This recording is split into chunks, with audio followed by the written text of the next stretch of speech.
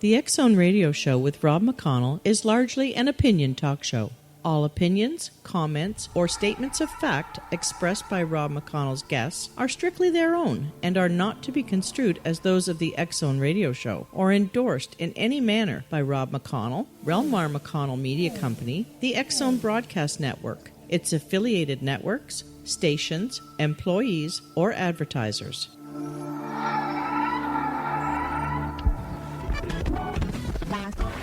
All Hit Radio.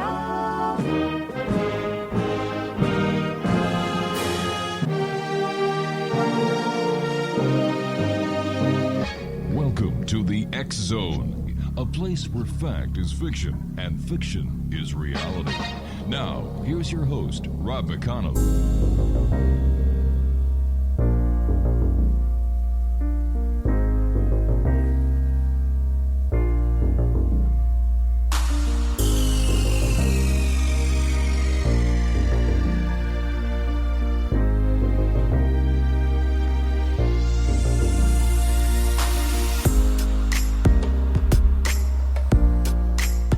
And welcome back to the X Zone, everyone. I am Rob McConnell. We're coming to you from our broadcast center and studios in Hamilton, Ontario, Canada. If you'd like to send me an email, xzone at xzoneradiotv.com, on all social media sites, Xzone Radio TV. To find out about the programming we have for you available, 724-365 on the X Zone Broadcast Network, www.xzbn.net. And on SimulTV, all you do is you go to simultv.com. On the top left-hand corner is the channel button. Click on that. Scroll down, the X Zone TV show. The X Zone TV channel. And all our programming is available for you right then and there. You know, it was one of those mornings. I had one heck of a weekend, and I thought last night when I went to bed, finally, that this would be the dawning of a new day. And it was. The sun came up. The birds were chirping. I let the girls out to go to the washroom. I'm talking about my 3 dogs, by the way, not my kids. Mind you, that has worked several times in the past, but they don't live here anymore. And as I'm drinking my coffee, watching Fox and Friends, they're talking about these 1 million UFO enthusiasts who are going to go down and invade Area 51. And one of the proponents of the dim-witted UFO enthusiasts who really think they can actually do something down there was Annie Jacobsen, who wrote a book all about Area 51 and what the government is supposed to be doing there. You know, crashed UFOs, dead aliens, live aliens. And we're not talking about the ones from Mexico, by the way. We're talking about the ones from outer space. That's how my day started. And as I was thinking during the day, who could I bring on the show this hour who could help me make some semblance of sanity out of a lot of the insanity when it comes to the UFO phenomenon, the alien abduction scenario, and the other things that you and I and the other members of the X Zone Nation talk about. And, of course, one name came to mind right away, Kevin Randle. Now, as you all know, Kevin was down in Roswell. We did, I believe, 4 to 6 shows with Kevin from down there. He had some great guests on. He had Kathleen Martin, and he had Don Schmidt, and some other great guests that you'll be able to listen to on his radio show here on the X Zone Broadcast Network.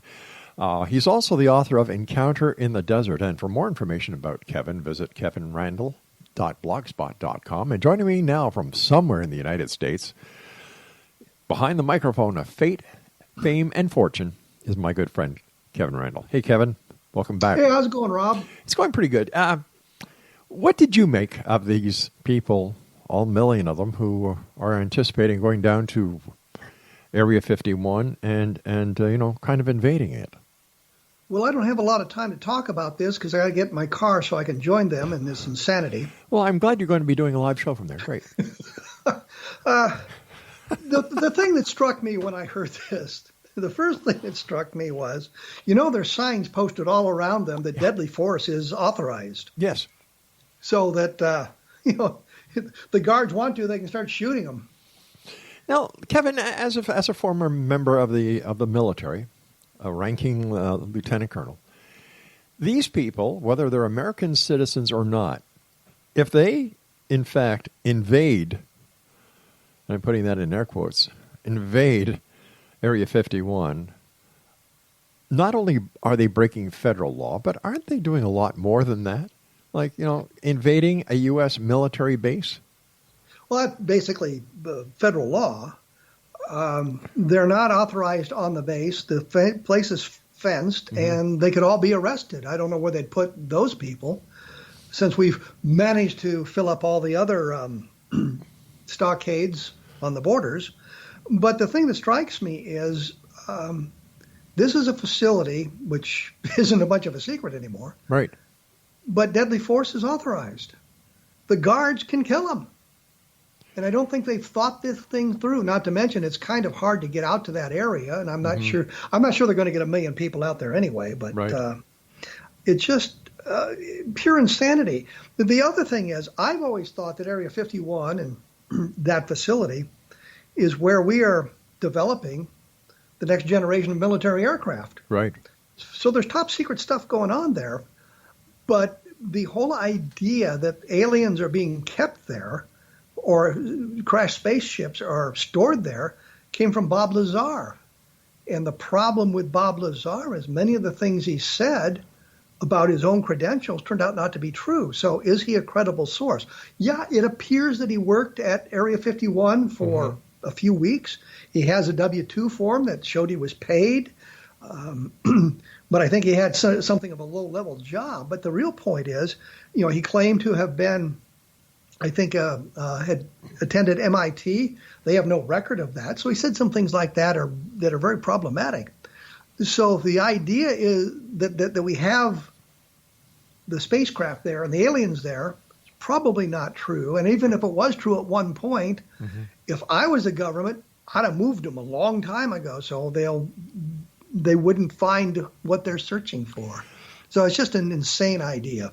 I found it rather amusing, especially since Annie Jacobson was there, and a lot of the information that she has in her book is loosely researched. And it's going to be interesting to see what happens. I can just imagine. It reminded me of a scene from, what was the name of that movie? The one with Will Smith in it. Oh, Independence Day. Right. When the little black flying saucers come out of the mothership as it's approaching Area 51? Yes. I could just see that happening. Here you have all these UFO enthusiasts. Now, not all the UFO enthusiasts, Exo Nation, in my book, are a rather loopy bunch.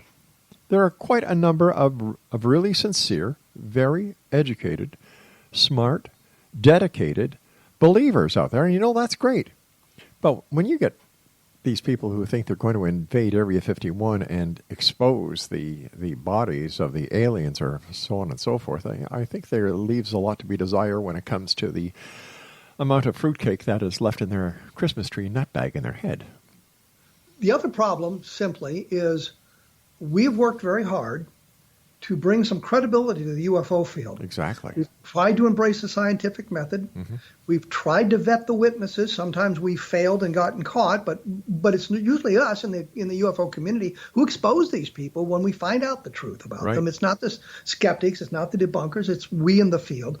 We look at the past cases and try to bring some, again, scientific method to it, look for more information, new information on it, and then we work this hard to get this set up, and then we get these idiots going to show up and invade Area 51 to find the alien bodies. It does not help at all. You spent, how many days in Roswell were you during the festivities last week? I was there for the entire thing. I arrived on a Thursday and left on Monday morning, but the festival began Friday morning and ended late on Sunday evening. So I was there for the entire festival. And how many people would you say attended the festival? Were there any Tens of estimations? thousands. Really, eh? It was a mob. It was a mob scene, going in and out. Usually, all the hotels are booked, right? And the streets are closed off. Main Street is closed off. I have actual photographs, which I'll put up on my blog when I get that part of the story written, of the streets being closed off, and all the businesses in the downtown area have some kind of name that relates to aliens. The McDonald's has a UFO-shaped entrance to it.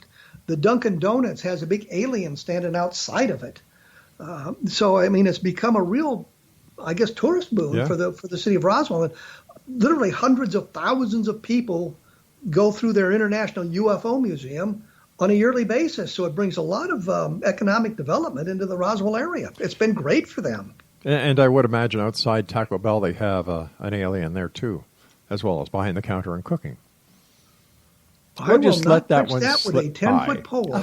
And I've never seen a pole taller than 5'9".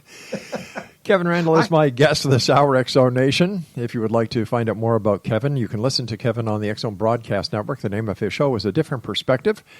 And he is the author of a great book entitled Encounter in the Desert. For more information on Kevin Randle, visit him online at kevinrandle.blogspot.com. And Kevin Randle and I will be back on the other side of this commercial break as we continue here in the X-Zone from our broadcast center and studios in Hamilton, Ontario, Canada. Now, the X-Zone, a place where people dare to believe and dare to be heard. It's a place where fact is fiction and fiction is reality, and we're here Monday through Friday from 10 p.m. It feels like 10 a.m. sometimes, but 10 p.m. Eastern until 2 a.m. Eastern on the X-Zone Broadcast Network. And you're listening to the X-Zone Broadcast Network, where we search for the answers but demand the truth. Don't go away.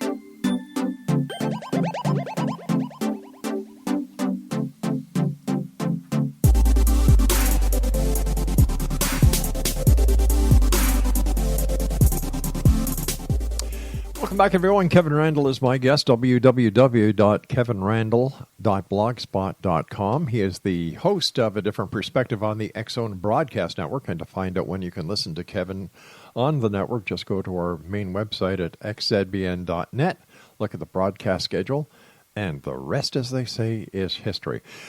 Kevin, always great having you on the show. So would you say then that the Roswell Festival is a version of Mardi Gras in Roswell, New Mexico? Oh, I think so. I think it's a lot of people come to party. A lot of people come to see the museum and see the presentations, and they bring in a whole host of people to make presentations. Travis Walton was there, Tom Carey was there, Don Schmidt was there. Your good friend Daryl Sims was there. No, Daryl Sims was there. Yeah. And Kathleen Martin, as you said, Alexandro Rojas was there. So they make presentations. You have an opportunity to talk to people. You get an idea of what they're looking for. And some people just come to have fun and enjoy all the festivities that go along with the festival. I think I said the main street was blocked off. Mm-hmm. Main drag through town blocked off with all kinds of vendors and things like that there as well. So it's quite the thing. You can go for the research. You can go to participate in some kinds of workshops. You can just go to talk to the people who are writing the books or doing the research. So there's all kinds of things for people to do in Roswell during the festival. After all the years since 1947 to this year 2019, has there been any significant find that could prove that a UFO did crash in Roswell, New Mexico, and that extraterrestrial bodies were actually in the UFO, as so many believe? I looked at the Roswell case a couple of years ago, mm-hmm. and as we mentioned at the beginning of my show, I wrote the book Roswell in the 21st Century. A great book, by the way. The upshot of that was, looking at it, we have limited documentation, which doesn't lead us to the extraterrestrial. We have an FBI document that kind of suggests the balloon explanation is a hoax. Right. We have newspaper clippings and articles, which I think is important when you compare it to some of the other stories of crashes where there's nothing in the newspapers. So we can verify that something happened and an announcement was made.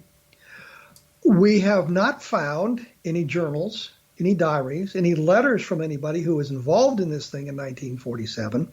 And I can kind of understand that from the military perspective, because they would have been told this as if it had happened and it was an alien spacecraft, that this is a classified event. You can't talk about it to people who are not cleared to hear about it. But there's a lot of civilians involved as well. And you would think somebody would have written something. The only thing we really have is Inez Wilcox, who was the wife of Sheriff Wilcox. And I guess back in that era, when you elected the sheriff, you also got the wife as the matron for the jail as well. So she kind of worked in the jail. And I think she did an article. She wrote it for Reader's Digest, I think, called 4 Years in the County Jail. And the twist was she was kind of working as the matron. And in that story, that article she wrote, there was this one long paragraph about the spacecraft crash. The problem with it is an addition to the original article she wrote. There's no date on it. And clearly she could have made that addition after everything broke in 1978. So it really doesn't. It's not the kind of thing we were looking for. You know, if she dated it, the article in the middle of, the 1970s, for example, that would have been great. But we don't have anything like that, and we've looked and looked and looked. The closest we have now is something called the Ramey Memo. And General Ramey was the commanding officer of 8th Air Force, which was a parent organization of the 509th in Roswell. And he was in his office, and a reporter from the Fort Worth Star-Telegram showed up, took photographs and did a story about the events in Roswell. The very last paragraph of the story said it was identified as a weather balloon, which by the time the reporter got there, they were passing that story around. But Ramey's holding a document in his hand, and you can almost read it. There are some words on it you can read. Fort Worth, Texas. Weather balloon, suggesting it's from Roswell. Providence is well known. General Ramey's holding the thing in his hand, and I found documentation that was put on the INS wire service, a news service, international news service, I think it was, in 1947, July 8th, 1947, even though the time it was broadcast or transmitted. Wonderful provenance for this thing. We just can't read it. And the last time I was involved in anything in depth with that was when I went down to Fort Worth with Josh Gates for his program, and they brought in a guy, a photo interpreter analyst to look at it, and he could almost make out some of the stuff. And I think that the thing that was said was, if the photographer had only been a foot closer, or he'd been a little bit to the left or right, they would have gotten a better shot of the document. We just can't read it. There's a suggestion, one line says victims of the wreck. If that is the correct interpretation, victims of the wreck, that suggests one thing to you, especially when we're talking about this event in Roswell in July of 1947. The other interpretation, which is not universally accepted, which is not as widely accepted, says viewing of the wreck. So we've got sort of the same letter combinations. Right. You just can't quite make it out. But even if it does say victims of the wreck or viewing of the wreck, how does that interpret into a crashed extraterrestrial UFO? Well, that's what we were talking about with the why the reporter was out there talking about the crashed UFO. Weather balloon's not going to have victims. No, I understand that, and I agree with that 100%. But is it possible that Ramey just grabbed a piece of paper off his desk that just happened to have a wreck and witnesses on it, that it has nothing actually to do with the events in Roswell, New Mexico? That's one of the problems we're running into, but it talks about weather balloons. That is suggestive of this event that took place in Roswell. We cannot read enough of it to make a good interpretation of it. But has anybody checked to see if there was actually, maybe not in Roswell, New Mexico, but somewhere else in the United States, that there was a wreck of a weather balloon and there were victims? Maybe somebody got bonked on the head by a piece of equipment that the weather balloon was carrying as it plummeted to Earth. There is no reason for that information to go to the 8th Air Force headquarters. Okay.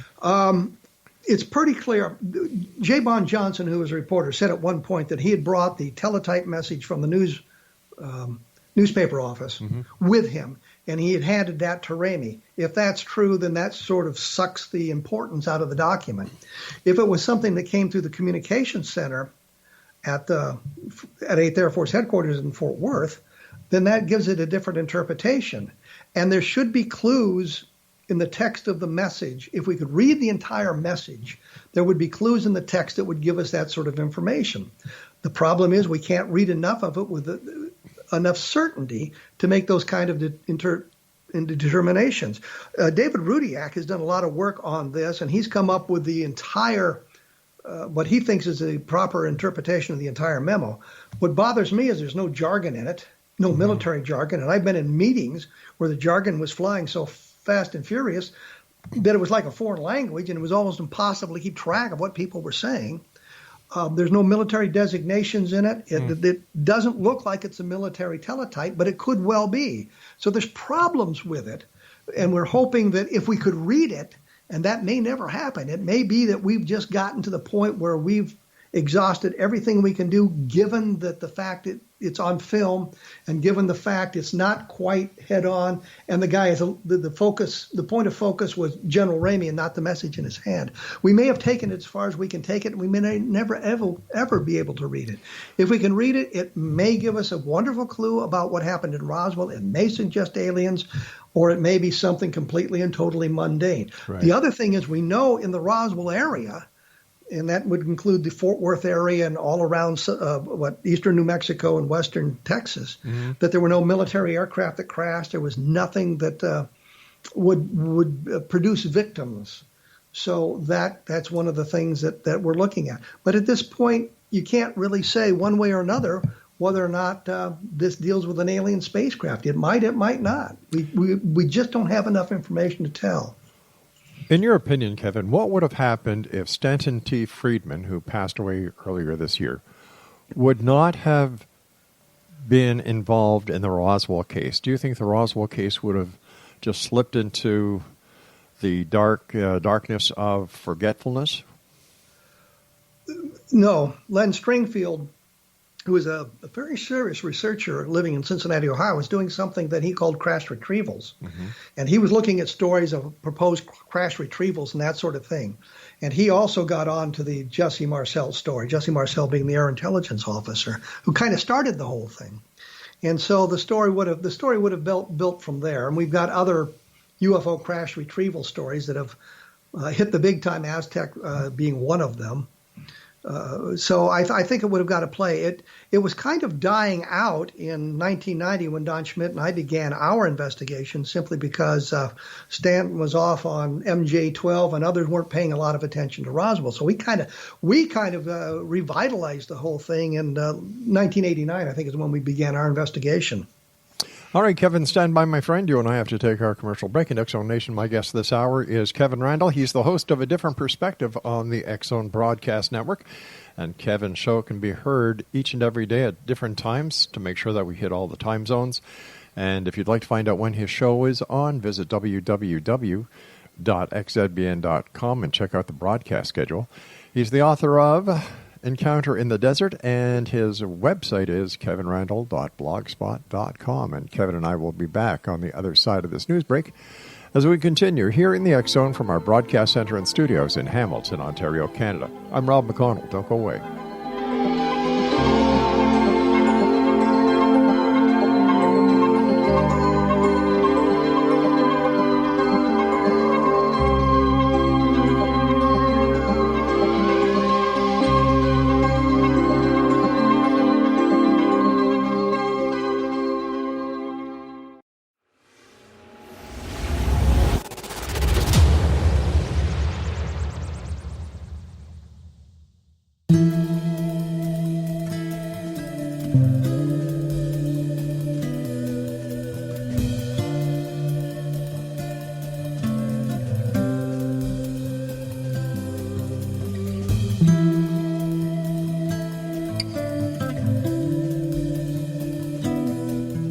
X Zone Nation, Kevin Randle is our guest this hour. He is the host of A Different Perspective radio show on the X Zone Broadcast Network.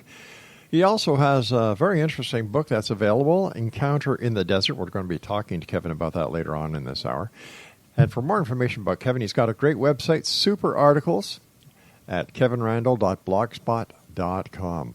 So what did you come away with after your visit to Roswell, New Mexico? I mean, besides, having great guests on your show and meeting some of the other interesting people that you must have met in your journeys, did you come away with anything new pertaining to the case or UFOs in general? We were having a panel discussion. Mm-hmm. We ended up doing 4 hours, 2 on Saturday night, 2 on Sunday night. Right. And one of the panelists was Frank Kimbler, who lives in Roswell. He teaches, I guess, geology at the New Mexico Military Institute. And he's been all over New Mexico, and he's been out to the debris field, the crash sites, looking for metallic debris. And I said something that we were kind of talking about earlier, which was the Ramey memo and how, we haven't found anything like that, and we don't have any metallic debris. And Frank said, well, he'd found some things out there that were problematic, and he'd submitted them for analysis. He did say, the one thing that caught my attention, he did say that he has problems finding laboratories to do independent analysis simply because the moment you mention Roswell, they want nothing to do with you because they're afraid of their reputations being sullied. And I've run into that myself with trying to get people to help out with the analysis of the Ramey memo, for example. Same kind of thing is happening. Once they find out it has to do with Roswell, they're just really not interested in doing that. But he mentioned that he'd found some interesting bits of metal out there and undergoing analysis. Problem is, we don't have any of the analyses yet to say whether or not this can be identified as alien material. And my big fear in something like that has always been that you have a real, honest-to-God piece of alien technology. You found a piece of metal that comes from a real spaceship, and you submit it for analysis, and they say, yeah, it's aluminum. No way to prove that it was created on another planet. It's just that mundane. So he talked about that, and I bring him up because he and I share an interest in lost gold and buried treasure stories. And one of those is the Lost Adams, which was a placer gold deposit turns out, southwestern New Mexico.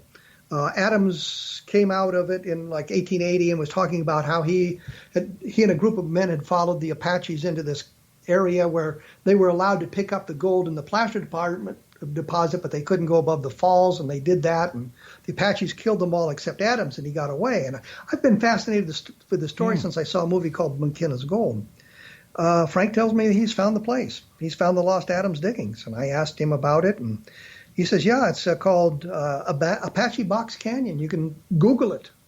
He says the landmarks that Adams talked about are there, and he's been to the place, and it's not as littered with gold as it had been, but there's bits of gold there. Placer deposit is there. So he may have actually found it. And I found that fascinating that he's actually been there. But it has nothing to do with UFOs and alien spaceship crashes. It's just another interest that I shared with some of the people. So it was something that new came out of the Roswell Festival. That is interesting. I remember on one of your shows you had... It had nothing to do with UFOs, but you had the guy on. I can't remember his name. Keith Pleskett. That's it. Well, and that was, that came about because I had been reviewing on my blog the Treasure Quest show. That's right, yeah. And I had said something about the mission they had gone to, and how that if you Google Earth the mission, they're traipsing through the jungle, and he has this flashback to Vietnam and all of this stuff. And you Google Earth the mission, and you find out there's like a highway 100 yards away, and 12 miles away was a nice little town with a Sheridan Resort. And Pleskett sent me an email, and he was mad as hell about that, me doing that. But we had him on the show because it was something that I found interesting, and I get a lot of response on the blog as well about it. And the things that he said were just extraordinary. I'd say, well, how did all this come about? And he would say, well, we were cast. And he's talking about, we didn't know what we were going to do until we got our scripts the next day. Scripts the next day? Yeah. And when he had what really annoyed me was this flashback to Vietnam, because I get really tired of people talking about being Vietnam veterans and they're not. If you go to 187th Assault Helicopter Company, and and look at their website, you'll find my picture as one of the pilots from the unit from 1969. So, I mean, I can prove I was a Vietnam veteran is the point. But looking at I found his Facebook page and looked at it, and he was wearing his Navy uniform, and on it he was wearing the proper medals and ribbons for Vietnam service. But he was talking about his 2 tours in Vietnam, and I found out what he meant was he'd been there for a while, gone on R&R, and came back, so he got 2 tours. And I'm thinking, well, geez, I have 2 tours then, and everybody had 2 tours because we went on R&R in the middle of our tours there, but we had to come back. It was really just a single tour. Right. But the point was he sent me this nasty letter, and I wrote back to him and invited him on the show, and he kind of exposed the whole thing for the scripted program that it was. And then another one of my favorite shows was your interview with Christopher Montgomery. My good friend Christopher Montgomery. Well, the thing that I've noticed is in today's world, it's so easy to get a book published. You don't have to have a really in-depth knowledge of the topic. Well, hell no, you just self-publish. They're self-published. They're on Amazon, so it's like they're really published. Uh-huh. And he was saying some nasty things about me in the book, which were untrue, and so I thought I'd have him on the show and talk about it. My goal was to get him to hang up, to question him to the point where he'd just get so annoyed he'd hang up, and I was asking questions that were legitimate. Yep. He was talking about Maury Island, for example, and did you know that Ray Palmer, the science fiction editor of Amazing Stories, was one of the instigators of the Maury Island story? Well, no, he didn't know that. And it got to the point where he was saying that I was nothing but a shill for the Air Force, and I wanted to know where. I knew I wasn't a shill for the Air Force, and I wanted to know where he got that information. What was his source? Because the source is wrong. You have no obligation to protect the source if the story's not true. And he wouldn't give me an answer. It boiled down to he kept saying no comment, no comment. Yeah. But the point is, you look at his book, and it's very superficial. It's like he trolled the internet, picked some cases that interested him, and didn't do in-depth research, didn't find out what else had been written about this stuff, found what he wanted and wrote his book and went off on a tangent. Yeah, I think how the series of events was, I had him on my show, and then he said some nasty things about you, and I contacted you, and I said, listen to this clip. And then what happened the final time? He just refused to come on? I wrote him after he'd hung up, and he claimed that Skype had gone out or something, and we knew that wasn't true. Mm-hmm. But I wrote him an email, and I said, we didn't get to finish our story and to talk about it. Let's come back on and let's see what we can iron out here. And he wrote back and he said, well, that was a good idea, but he'd like to make read a prepared statement, and then he wanted to list the questions I would ask. And I told him, it's not going to be a prepared statement, but if he was smart enough, he could have got it in. And I sent him 50 questions. Detailed questions that would have required hours and hours of research. The questions I could answer in a minute because I've done the hours and hours of research. But after that, he never contacted me again, and that was the end of that. I think if you're going to write a book, you should be prepared to defend the book. Definitely. If you can't defend the book, then you should admit that. I have never walked out of an interview. I've never hung up on a host of a program, even when the questioning becomes a little bit tense. I figure if I can't defend the book, then I have more research to do, and I should admit that. So I know others. Philip Glass had hung up on shows, and others have done that because they just couldn't answer the questions and they just didn't like the tone of the conversation. Mm-hmm. I'm thinking we got to be prepared to do all of that and answer the questions, even if they're somewhat hostile questions. Well, I know you're going to find this hard to believe, Kevin, because you and I talk so much and together, and I have the occasion to work with you. I've had a few guests hang up on me. I'm telling you, yes, and I really don't know why. Well, it's with my pal Christopher. It was because he couldn't answer the questions. Yeah. And he didn't like the hostile environment. I'm thinking, you started it. He created the hostile environment. Absolutely. Yeah. Had he not said those bad things, he and I probably wouldn't have had the discussions. He wouldn't have been on your show. Yeah, there would be no reason to bring him on. But since he was accusing me of these sorts of things, I thought I had an obligation to not only the UFO field, but to the listeners of the program to clarify these situations. And you did, yeah. He couldn't do it. Oh, my goodness. When we come back from this commercial break, Kevin, I'd like to talk to you about Encounter in the Desert, the book that we've been talking about, and, the other great books that you've written. So, X-Zone Nation, on the other side of this break, when we come back for our final segment, Kevin Randle will be with us. We're going to be talking about Kevin's book, Encounter in the Desert. And for more information about Kevin Randle, visit his website, www.kevinrandle.blogspot.com. And as I've been saying over the last 45 minutes, if you'd like to listen to Kevin and his very popular radio show on the X-Zone Broadcast Network, it's entitled A Different Perspective. And it's heard 7 days a week at different times throughout the day. So no matter where you are in the X-Zone Broadcast Network listening area, you too will have the opportunity of joining Kevin's show and listening to his fascinating guests. I'm Rob McConnell. This is the X-Zone, and I'll be back on the other side as we wrap up this hour here in the X-Zone with our guest this hour, Kevin Randle. Again, his blogspot, kevinrandle.blogspot.com.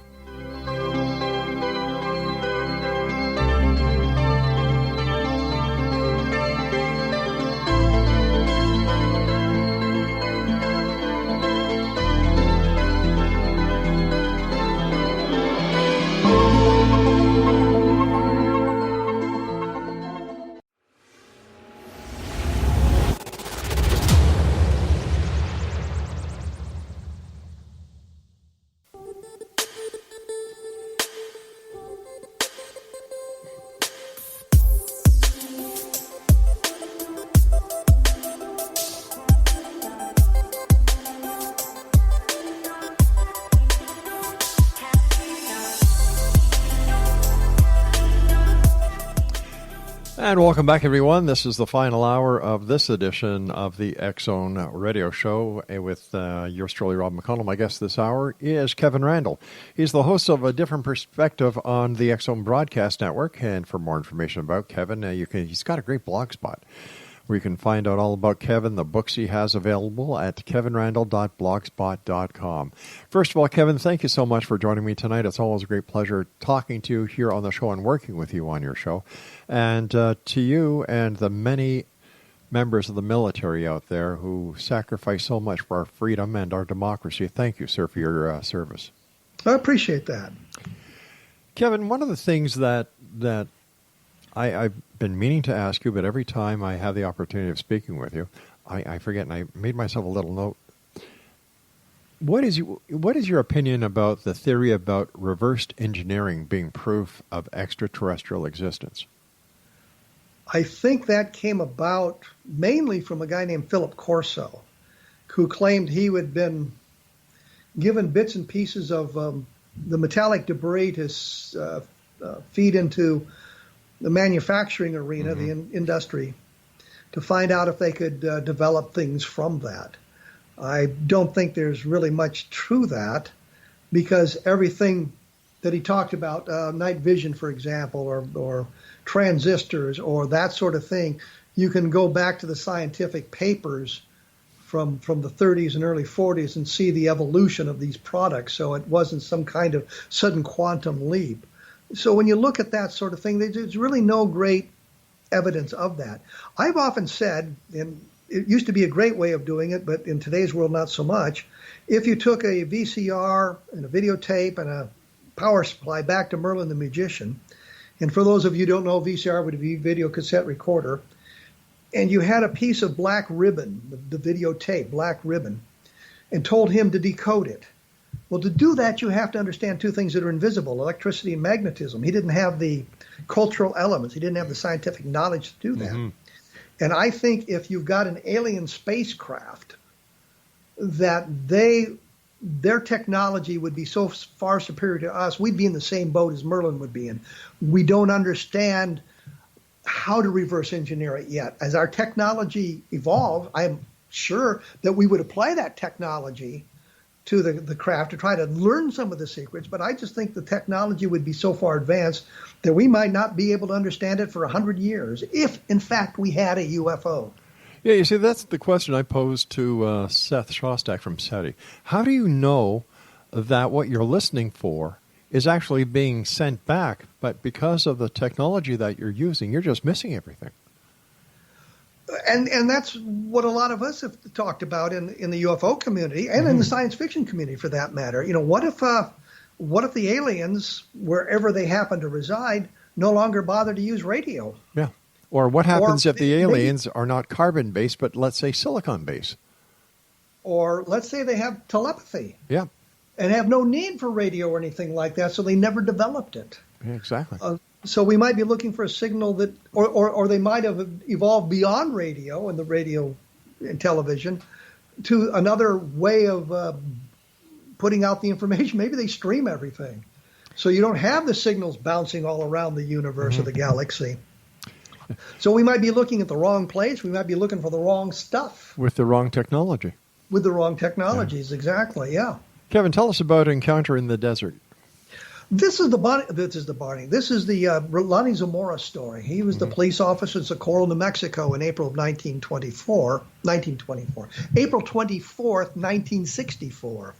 I was thinking that this is my niece's birthday, April 24th, and that got me off on a bad tangent there.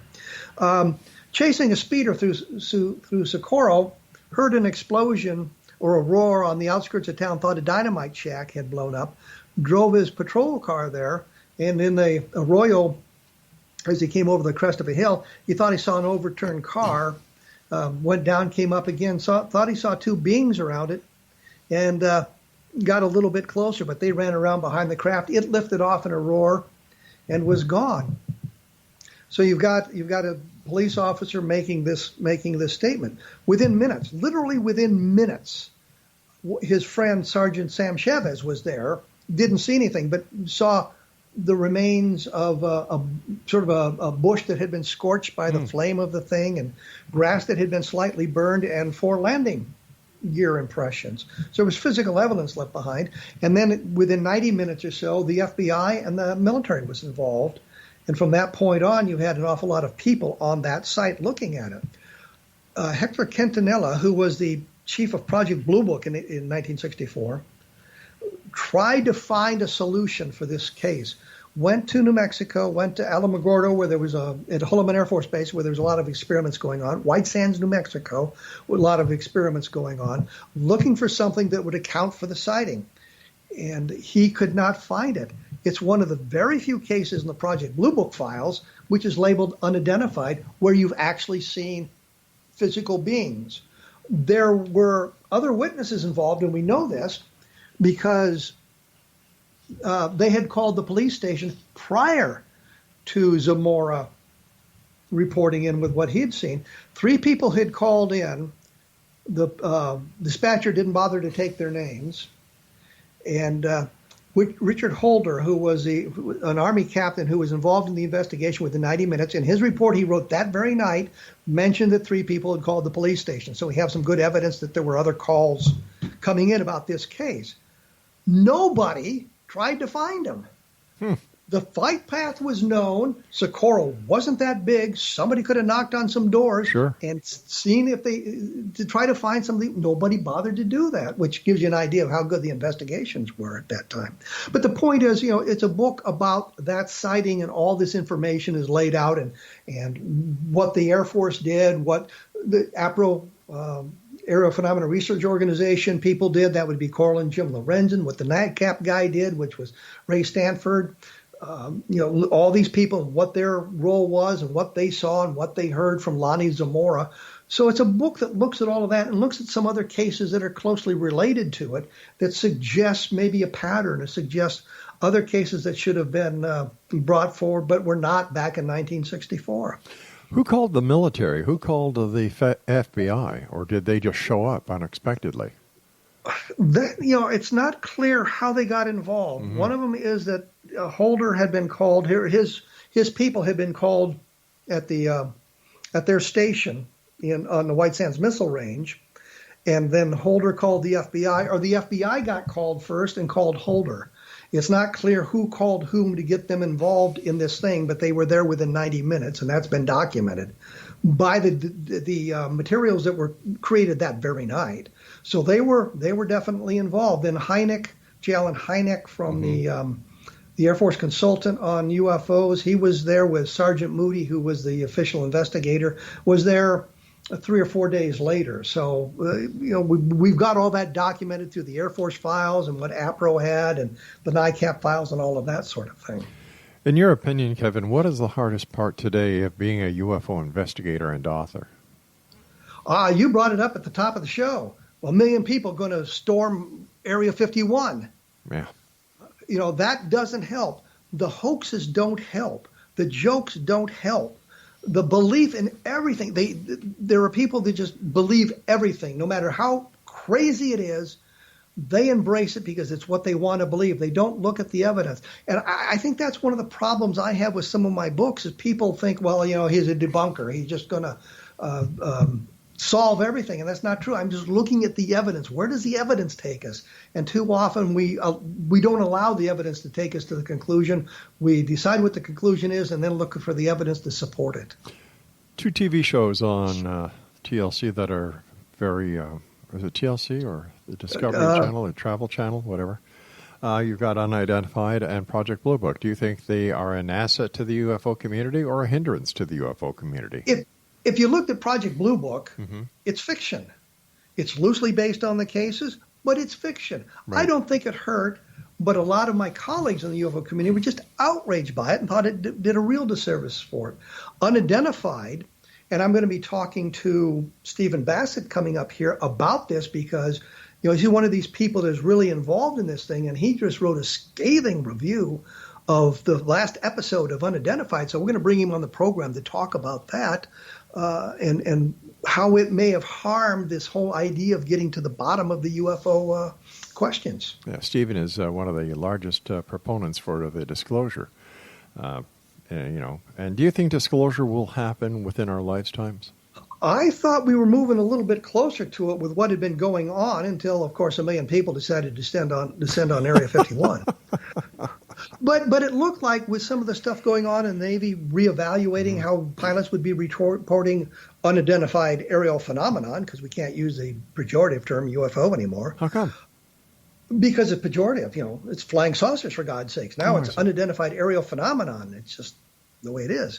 But as we looked at that stuff, it looked like they were getting a little closer to that. I think disclosure is really going to be in the hands of the aliens. If they're here, they land and say, hey, we're here, and there's no way to deny it. Disclosure has happened. But the government doesn't seem to have any motivation to do that. And, of course, if you want to see aliens, all you have to do is go down to the southern border of the United States. They're there. Yeah, there's literally hundreds of thousands of them. Kevin, as always, great pleasure talking to you, my friend. And as you know, being the host of your own show, time is of the most precious thing that we have here. So I want to thank you very much for your time tonight, Kevin. Always great talking to you. Continued success, and I look forward to the next time you and I meet, either here in the X Zone or on the in the studio of your show. Take care, my good friend, and thank you so much. Thank you. All right, X Zone Nation, I'll be back on the other side of this commercial break. And the news at 6.5 minutes past the top of the hour as we continue here in the X Zone from our broadcast center and studios in Hamilton, Ontario, Canada. Don't forget, kevinrandle.blogspot.com.